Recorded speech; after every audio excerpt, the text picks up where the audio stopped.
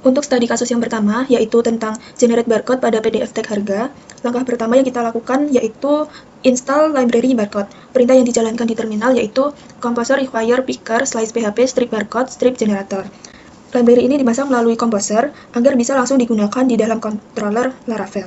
Setelah dipasang, kelas barcode generator SVG tersedia dan siap digunakan tanpa perlu konfigurasi tambahan. Nah, untuk langkah yang kedua, kita pindahkan logika cetak ke generate PDF controller. Nah, kan sebelumnya logika cetak PDF ada di metode cetak di dalam barang controller. Di sini tempatnya.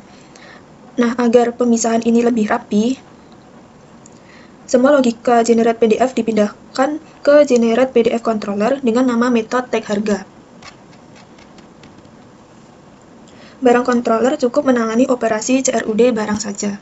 Jadi di sini hanya index, create, store, edit, update, dan destroy untuk barang.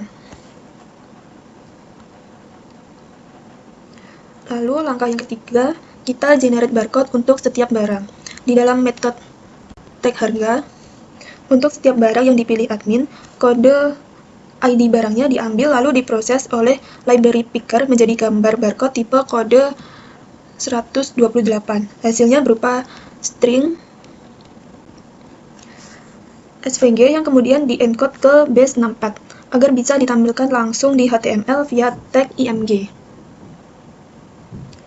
Lalu langkah yang keempat, kita tampilkan barcode di view cetak. Di view barang cetak blade di sini, di dalam loop setiap tabel, barcode ditambahkan tepat di atas teks ID barang menggunakan tag img dengan source yang berisi database 64.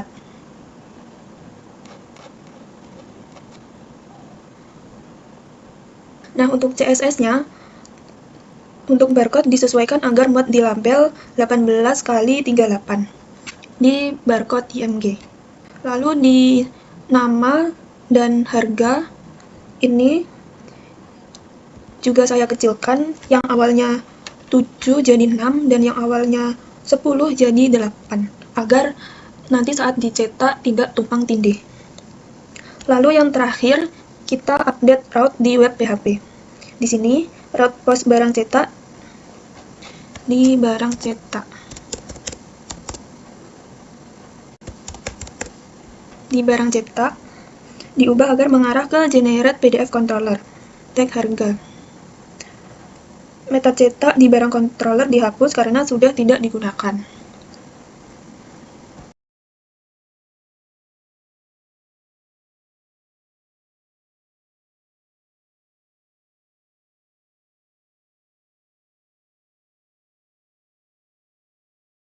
Untuk studi kasus yang kedua, yaitu tentang generate QR code pada halaman sukses pembayaran. Langkah pertama yaitu kita install library QR code. Perintah yang dijalankan di terminal yaitu composer require Android /QR strip code. Setelah dipasang, dua kelas utama yang digunakan adalah QR code untuk mendefinisikan konten QR code dan SVG writer untuk menghasilkan output SVG-nya. Nah, untuk langkah yang kedua yaitu update metode sukses di pesanan controller.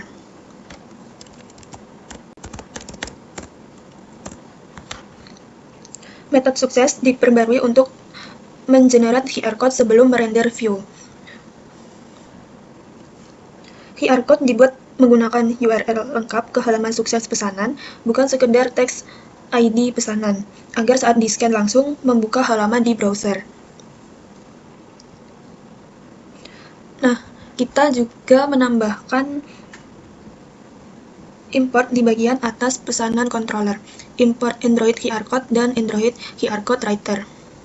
Lalu alasan saya menggunakan URL daripada teks ID pesanan, kalau isi QR code hanya teks seperti pesanan 0001, maka saat di-scan HP hanya menampilkan teks tersebut tanpa aksi apapun.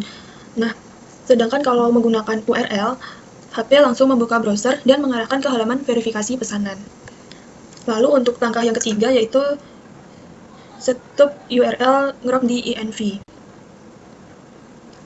Karena proyek berjalan di localhost, HP kan tidak bisa mengakses server langsung. Jadi ngrok ini digunakan sebagai tunnel agar server lokal bisa diakses dari luar jaringan. Nah, URL ngrok ini disimpan di INV supaya cukup update satu tempat kalau di restart. Setelah diupdate, kita jalankan PHP Artisan config clear dan PHP Artisan cache clear di terminal. Langkah yang terakhir, kita tampilkan QR code di view Customer Success Blade.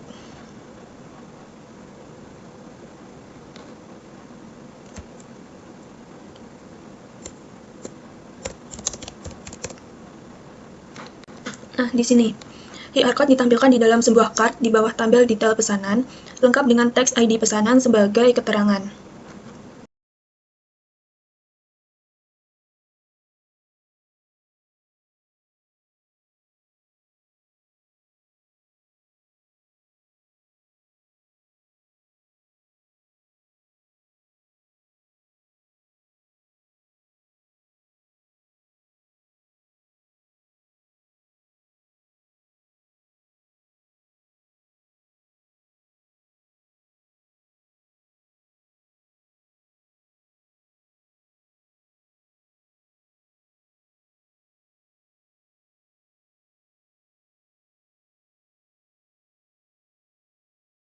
Untuk studi kasus yang ketiga, yaitu tentang akses kamera dan pendataan customer. Langkah pertama, kita buat migration tabel customer. Migration dibuat untuk mendefinisikan struktur tabel customer di database. Ada dua kolom, foto, yaitu foto blob, untuk menyimpan data foto langsung di database sebagai base numpad string, dan foto pad untuk menyimpan jalur file di storage. Lalu langkah yang kedua yaitu membuat model customer. Model customer dibuat dengan mendaftarkan semua kolom ke dalam VLabel agar bisa diisi secara mass assignment. Dan yang ketiga yaitu buat customer controller. Controller ini memiliki 6 metode dengan tugas masing-masing. Yang indeks ini untuk ambil semua data customer lalu kirim ke view tabel. Untuk metode create blob itu untuk menampilkan form tambah customer 1 atau blob. Yang ketiga yaitu store blob itu untuk menerima data dari form. Lalu simpan foto sebagai base numpad string ke kolom foto blob. Yang keempat yaitu create file untuk menampilkan form tambah customer 2 atau file. Lalu ada store file untuk menerima data dari form, di code base numpad ke binary, simpan sebagai file gpage di storage, simpan pad-nya ke kolom foto pad. Dan yang terakhir ada foto blob. Untuk mengambil base numpad dari database, di code kirim sebagai respon gambar gpage. Lalu di dalam modal kamera, di sini ada alur JavaScript-nya di halaman tambah customer 1 dan tambah customer 2. Itu yang pertama ada ambil daftar kamera yang tersedia, nyalakan kamera, ganti kamera saat select berubah, buka modal dan nyalakan kamera, lalu tutup modal dan matikan kamera, ambil foto dan tampilkan di kanvas atau snapshot, dan simpan foto dan kirim ke form utama. Kita juga daftarkan route dan batasi akses. Di sini semua route customer data didaftarkan di dalam grup middleware out plus role admin di web PHP sehingga hanya admin yang bisa mengaksesnya, yang bisa mengakses kamera. User biasa dan vendor tidak punya akses ke fitur pendataan customer ini. Dan yang terakhir, menampilkan data di view index. Di sini, di halaman data customer menampilkan tabel berisi semua customer. Foto dari blob ditampilkan melalui route khusus foto blob, sedangkan foto dari file ditampilkan menggunakan storage URL. Yang memanfaatkan simbol link antara public storage dan storage app public.